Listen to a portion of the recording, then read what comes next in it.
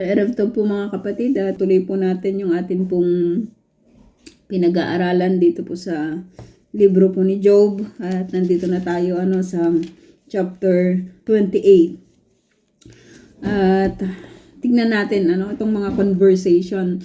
Napaka palad po natin sapagkat ito po ay hindi inilihim sa atin yung mga ganito pong klase ng conversation na meron po yung mga usapan na meron sila sa kapanahunan po na iyon sa dami ng mga kwentuhan dito sa mundo.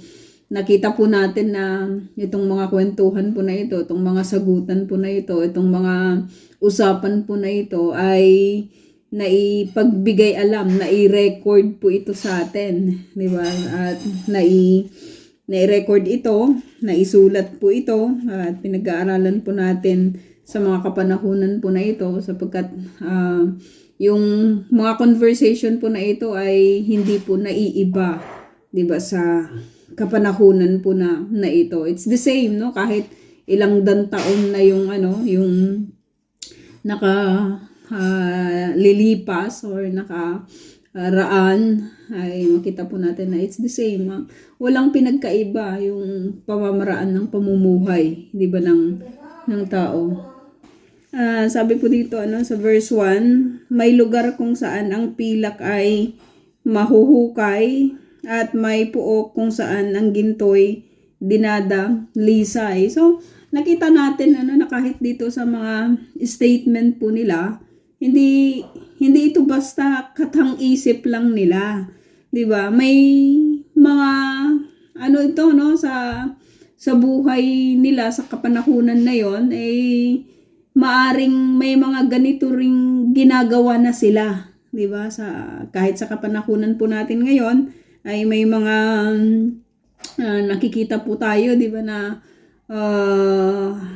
nangunguha ng ginto sa ilalim ng lupa. Meron din may mga ginto, 'di ba, na nakukuha sila sa mga ilog or sa kahit saan. Dati daw sa Pilipinas nagkalat daw ang mga ginto Kumbaga kung tatawagin daw dati ang Pilipinas ay lugar na kung saan ay ginto or marami ang ginto. Nagkalat daw ang ginto dati sa Pilipinas, kung kaya't ito yung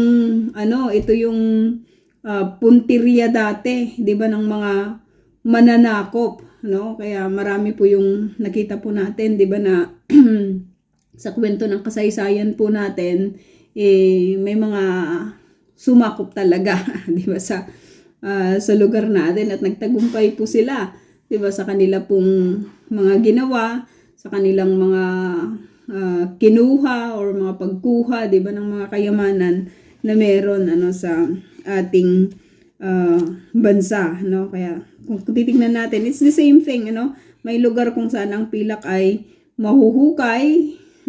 Pilak ay mahuhukay, bakit kailangang hukayin, 'di ba, yung pilak? So probably may mga nagbaon doon, may mga tao na, kasi dati ganun ang ginagawa nila, 'di ba, binabaon nila sa ilalim ng lupa, 'di ba, yung mga kayamanan, at doon na pre-preserve or doon nila pre-preserve, upang hindi ito makuha ng iba, Kaya yung may mga grupo, 'di ba, na nagte-treasure hunt sila.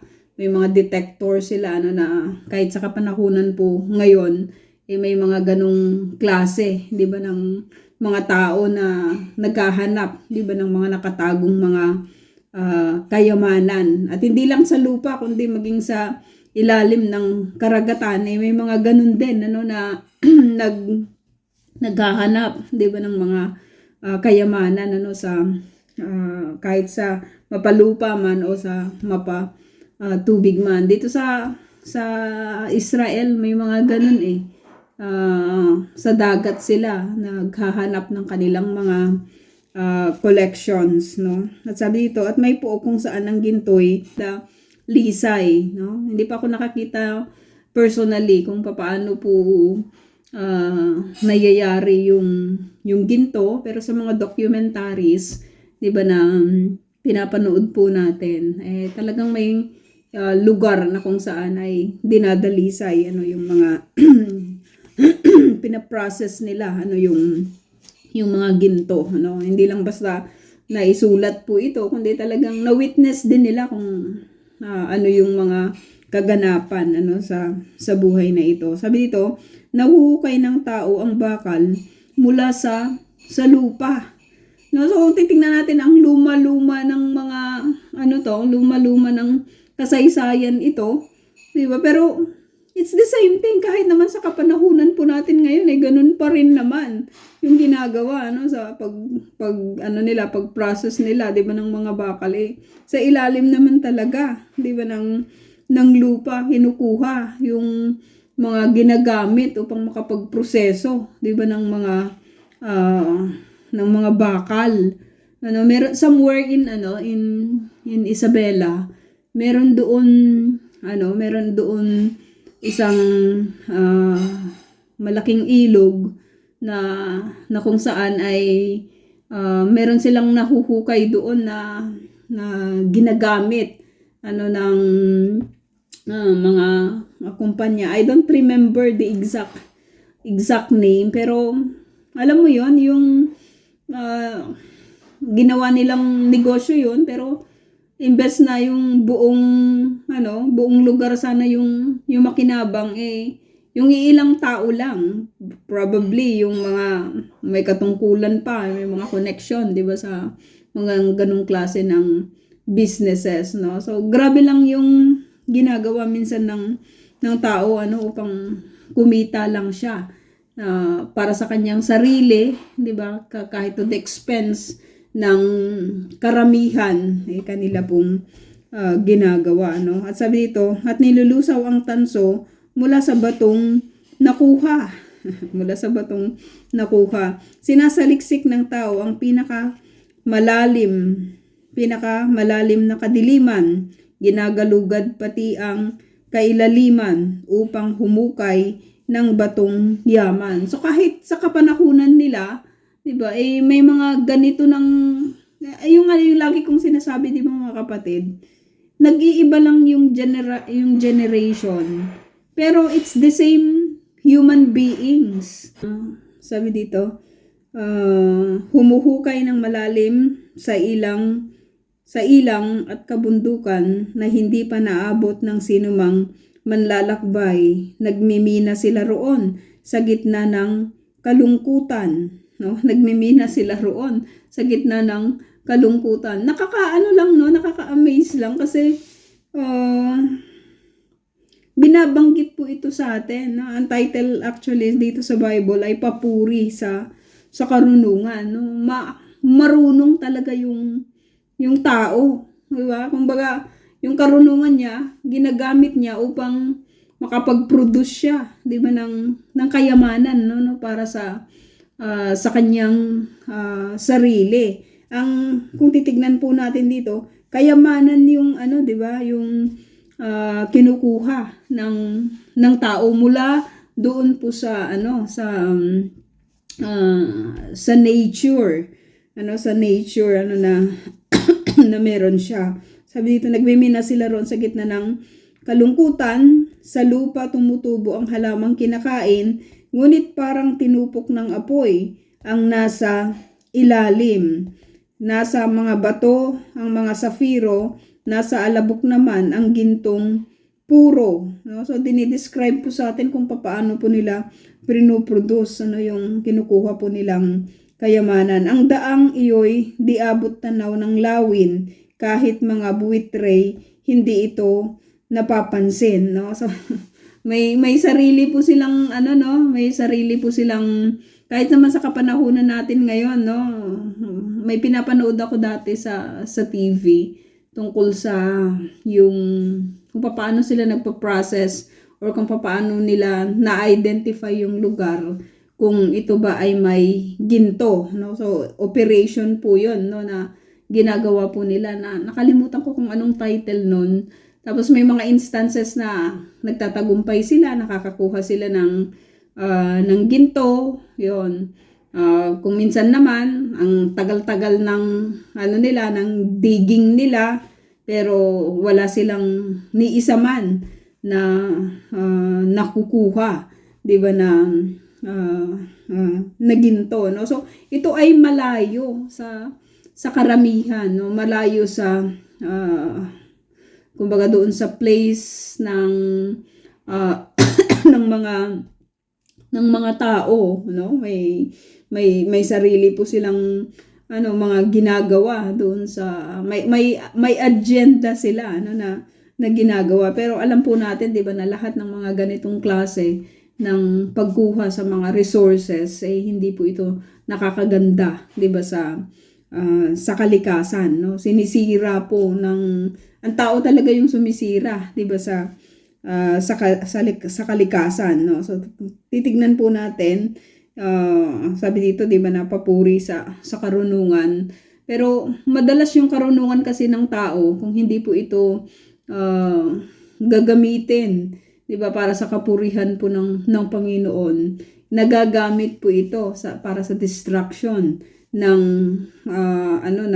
ng nature or doon sa lugar, 'di ba, niya na pinananahanan niya, no? Sabi dito, verse 8, hindi pa ito nadadaanan ng hayop na mababangis, hindi pa nagagawi rito ang liyong mabagsik, sabi niya, pero nandun na yung tao, nangunguha na, 'di ba, ng gusto niyang kuhanin, 'di ba, upang kumita, no? Hinuhukay ng mga tao ang batong matitigas, sabi dito, pati paanan ng mga bundok ay kanilang tinitibag, no?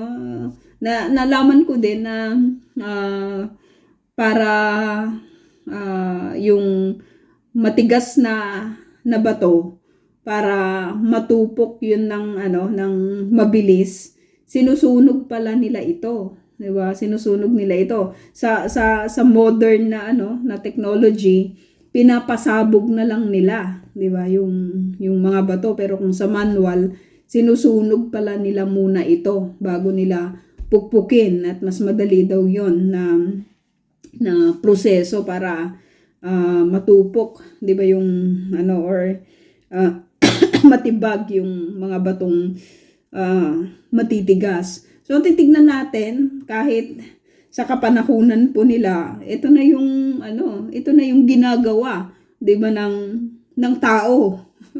Wala talagang pinagkaiba kahit sa kapanahunan po natin ngayon, no? Nag-iiba lang yung mga materials nila, 'di ba? Nag-iiba lang yung mga gadgets nila, nag-iiba lang, kung titignan po natin, 'di ba, napaka modernized na yung lahat. Kahit sa pagsasaka, minsan nga iniisip ko, 'di ba, na yung pagsasaka ng mga kapanahunan na yung sa alam ko, sa kapanahunan na witness ko, napakahirap, 'di ba, kasi kailangan mong mag-araro, magsuyod, 'di ba, yung mga ganun, manual na labor. Sa kapanahunan na ito, mga kapatid, ang bilis-bilis na lang magsaka, 'di ba? Nakaka-amaze lang dahil may mga traktor na, 'di ba? Tapos may mga rotavator na. Tapos pag magpapatanim ka pa ng palay, may mga rice planter na. Tapos pag magpapaani ka, 'di ba, may may mga harvester ng palay, harvester ng corn, 'di ba? At yung sa modern na ngayon, yung pagpapataba at saka yung modern na pag-i-spray, 'di ba? Ang gamit ay may company na rin na nag-o-offer, 'di ba, ng mga drones. Sila na rin ang magtuturo kung paano yun gagawin. Kaya ang bilis-bilis na lang mag-farm. Dati yung parang parang dream lang, 'di ba, yung mga nakikita natin ngayon na sa ibang bansa kasi ginagawa na nila, sana sa Pilipinas din. Pero ngayon, 'di ba, napaka bilis na ng lahat, no? Hindi na masyadong hirap yung mga farmers natin, 'di ba, sa kapanahunan po na ito. Nag-iiba lang yung new generation, nag-iiba lang yung pamamaraan, pero parehas pa rin. 'Di ba yung ginagawa po ng tao, no? Kahit sa mga negosyo, parehas pa rin. Walang pinagkaiba kahit dito sa mga pinag-aaralan natin. O paano po sila kumukuha, 'di ba, ng mga kayamanan sa ilalim ng lupa ay parehas pa rin. Sabi dito, sa malalaking batoy, gumagawa sila ng lagusan, mamahaling hiyas ay kanilang natutuklasan, no? Hindi talaga tumitigil yung tao sa paghahanap, 'di ba, ng kanyang tutuklasin upang siya po ay kumita. Kumita. Mga pagkakakitaan, yung ating tinitignan ngayon, no? Sabi dito, pinagmumulan ng ilog ay kanilang tinutunton at dinadala sa liwanag anumang nakatago roon. Ngunit saan kaya matatagpuan itong karunungan at ang pangunawa, saan kaya matututunan? Question yon. Hindi alam ng tao ang daan tungo sa karunungan. Wala iyon sa lupain ng mga nabubuhay. Ang sabi ng kalaliman, wala sa akin ang kaalaman. Ganito rin ang sinasabi ng buong karagatan. Hindi ito mabibili kahit ginto ang ibayad. Hindi ito makukuha palitan man ng pilak. Ang pinakamahal na ginto at alahas sa halaga ng karunungay, hindi maitutumbas, no? So, ipinakita po sa atin, 'di ba, na yung kung paano pinoproduce, paano nakukuha, 'di ba, paano yung kahirapan na nangyayari para makuha po yung sinasabi pong kayamanan, 'di ba? Nakita natin yung proseso, 'di ba, kung saan po nila ito kinukuha, no? Hindi ito madali, mahirap, 'di ba? Marami po silang mga pinagdadaanan, pero ikinukumpare po ito sa karunungan, no? Saan ba ito matatagpuan? Kasi sabi dito, hindi ito mabibili kahit ginto pa yung ibayad, no? Yung karunungan, yung sabi dito, no, ang halaga ng karunungan ay hindi maitutumbas, mahigit pa kaysa ginto ang timbang ng karunungan, mas mahal kaysa sa alahas o sa gintong kayamanan, no? Mas mahalaga ang karunungan kaysa magandang koral, higit itong mamahalin kaysa perlas o sa kristal, kahit na ang topas dito'y di maipapantay at hindi rin mahihigitan kahit na gintong dalisay. So, pinupuntirya niya yung sinasabi pong karunungan, no? Kung gaano po ito kahalaga. Ang sinasabi niya, mas mahalaga pa ito sa kahit na anong kayamanan, 'di ba? Na pwedeng ma-acquire ng tao. Ang tanong, saan 'yun pwedeng kuhanin? 'Di ba? Saan 'yun po pwedeng makuha? Kasi kung hindi ito kayang bayaran ng ginto o kahit ng mamahaling perlas, papaano ito makukuha? Papaano ito ma-acquire, no? Kung gayon, sabi dito, kung gayon, saan nga nagmumula ang karunungan at ang pangunawa? Saan kaya matututunan? Question. Hindi ito nakikita ng sinumang nilalang. Mga ibong lumilipad, hindi rin ito natatanaw. Kahit ang pagkawasak at ang kamatayan ay magsasabing ang narinig nila'y mga sabi-sabi lamang. Ngunit, sabi dito, tanging ang Diyos lang ang siyang nakakaalam kung saan naroon ang tunay na karunungan, no? Kasi kung titignan po natin, 'di ba, yung mga conversation between Job and his friends, makikita po natin, 'di ba, na meron po silang mga sinasabi, no? Pero ang binabanggit kasi dito ni Job sa kanila na walang saysay, walang silbi yung kanilang sinasabi, no? Sapagkat ang nais, 'di ba, nitong si Job, makita po nila, 'di ba, yung sinasabi pong karunungan, 'di ba, na nagmumula, 'di ba, sa sa Panginoon. Kasi ito lang yung mag-a-uplift dito po kay Job, 'di ba, na kapag nakita mo, naunawaan mo yung panukala, 'di ba, ng Diyos, yung plano, 'di ba, ng Panginoon. Yun po yung karunungan, 'di ba, kahit man naman sa sa sa kapanahunan po natin, 'di ba, mga kapatid, pwede mong ma-identify yung sinasabing wisdom at saka yung intelligence. 'Di ba? Maraming mga tao yung matatalino pero wala silang karunungan, 'di ba? Sapagkat ang karunungan lamang, ang wisdom, 'di ba, ay nanggagaling lamang talaga, 'di ba, sa Panginoon, no? Sabi dito, pagkat nakikita niya ang bawat sulok ng daigdig, no? Sinong nagsasabi nito? Ano yung binabanggit dito, 'di ba? Ang Diyos. Ang Diyos yung nakakakita, 'di ba, sa bawat sulok ng daigdig. Natatanaw niyang lahat ang nasa ilalim ng langit. Ang hangin ay kanyang binigyan ng bigat. Ang karagatan ay tinakda niya ang sukat. Ipinasya niya kung saan papatak ang ulan, at pati ang kidlat binigyan niya ng daraanan, no? So kung titignan po natin yung kapangyarihan, 'di ba, ng Panginoon, ano to, no?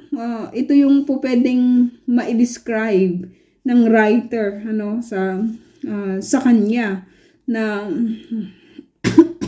siya yung creator 'di ba, ng lahat ng bagay, no? Kung titignan po natin talaga ang lalim nito sa ano, kung uunawain po natin, sapagkat kung titignan po natin dito, sabi po niya, 'di ba, na nakikita ng Diyos ang bawat sulok ng daigdig, ang bawat sulok. So malaki yung kanyang nasasakupan, 'di ba? Malaki yung kaya niyang abutin, no? Kahit sino man dito sa daigdig nakikita niya, no? Sabi dito, ang hangin ay kanyang binigyan ng bigat. Kung titignan na, hindi mo naman pwedeng i-weigh, 'di ba, yung hangin. Pero kapag ang lakas-lakas ng hangin dito, ang lakas-lakas lagi ng hangin, 'di ba? Napapatunog niya, 'di ba, yung mga bagay-bagay naririnig natin, 'di ba?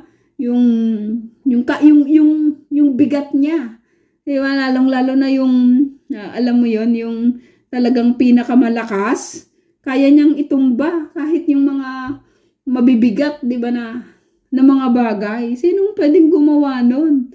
'Di ba? Sinong pwedeng makagawa lang talaga ng hangin maliban, 'di ba, sa Diyos, no? Sabi dito, ang karagatan ay tinakda niya ang sukat, no?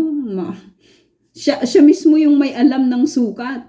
Pwedeng sukatin ng tao siguro, 'di ba? Pero yung kailaliman, hindi kayang ano yun Hindi kayang sukatin yun ng tao. May ano lang, may hangganan kung saan po pwedeng pwedeng pumunta, 'di ba, yung tao, no? Hindi niya kayang arukin yung kalaliman, 'di ba, ng karagatan. Meron lang talaga silang specific na location na pwedeng abutin. Pero ang Lord, siya yung nagtakda ng sukat, 'di ba, ng karagatan. Itinakda niya yung sukat ng karagatan. Grabe yun 'di ba? Ipinasya niya kung saan papatak ang ulan. Ipinasya niya kung saan papatak ang ulan, no? Sinong makagagawa nun maliban sa Diyos? Pati yung kidlat, sabi niya, binigyan niya ng daraanan. May daraanan din yung kidlat, ano? Kung titignan natin yung mga lightning, 'di ba, na parang ang ganda-ganda lang tignan, 'di ba? Pero napaka-dangerous nun, no? Pero may daraanan din sila, no? Sabi dito, no, binigyan niya ng daraanan pati ang kidlat. Dito niya nakita at sinubok ang karunungan, kanyang itinatag at binigyang kahalagahan. Kung titignan natin lahat ng mga nangyayari sa paligid natin, lahat ng nakikita po natin, ito sa creation, 'di ba, ng isang marunong na Diyos. Kahit yung pagka-create niya, 'di ba, ng sarili natin, Yung alam mo yun, napaka perfect lang talaga. 'Di ba na yung ilong natin hindi niya ilagay sa taas, 'di ba? Sapagkat kung uulan, di malulunod tayo, 'di ba? Mababasa, magkakaroon ng problema. Pero grabe lang yung pagkakaayos niya, yung kamay hindi niya ilagay sa paa, 'di ba? Kahirap namang maglakad gamit ang paa. Pero alam mo yun, yung grabe lang yung pagkakayari lang talaga ng lahat, 'di ba? Sa atin lang, yung sa katawan po natin, sa mundong kinagagalawan po natin. It is a creation, 'di ba, na crinigate ng isang napaka-talino, 'di ba? Napaka-marunong na Diyos, no? Napaka-marunong na Diyos. At sinabi niya sa tao, ang pagsunod at paggalang sa Panginoon ay karunungan. So kung ganun ka tindi, 'di ba, yung weight ng karunungan, mas higit pa, sabi sa atin, 'di ba? Kanina ipinakita sa atin kung papaano na-acquire yung kayamanan. 'Di ba, kung papaano ito na-produce. At binanggit din sa atin na mas matindi yung karunungan compared sa kahit na anumang yaman na po pwedeng ma-acquire, 'di ba, ng tao. Saan makukuha yung karunungan? Pinakita sa atin na yung karunungan na meron ang Diyos, siya lang yung pwedeng gumawa nun. Tapos binanggit sa atin ngayon na ang sabi, ang pagsunod at paggalang sa Panginoon ay karunungan. So anong sinasabi sa atin, mga kapatid, na yung pagsunod at paggalang pala sa Panginoon, higit ito sa kahit na anuman, 'di ba? Kahit na anumang klase ng anong kayamanan, 'di ba? Kahit na anong pwedeng ma-acquire, 'di ba, ng tao, mas higit yung karunungan. So paano, tinanong sa atin, paano ba yun makukuha? Sinagot din sa atin, yung pagsunod, sabi dito, at pagsunod at paggalang sa Panginoon ay karunungan. Yun pala yung definition ng karunungan, no? Wisdom. So paano mo yun i-identify? Ano ba yung sinasabing karunungan? Yung pagsunod pala at paggalang, 'di ba, sa Panginoon. Siya mismo yung nagsasabi, 'di ba, yung scripture. So kapag gumagalang pala ang isang tao at sumusunod, 'di ba? Sumusunod sa Panginoon, ito yung taong marunong. 'Di ba? Ito yung taong may karunungan. Hindi ito basta-basta lang na tao. So kung titignan po natin, sino sa mga taong ito, yung mga kaibigan ni Job at si Job, ang pwedeng sabihin na marunong, or yung may tao, o yung may karunungan sa kanila, no? No doubt na si Job yung sasabihin natin, sapagkat siya yung may paggalang, sapagkat siya yung may pagsunod, 'di ba, sa Panginoon, no? Yung may paggalang at pagsunod sa Panginoon, sabi ito, ay karunungan, no? At ang paglayo sa kasamaan ay siyang tunay na kaalaman. No? Kung may kaalaman yung isang tao, lalayo siya, 'di ba, sa kasamaan. Sapagkat may kaalaman siya eh.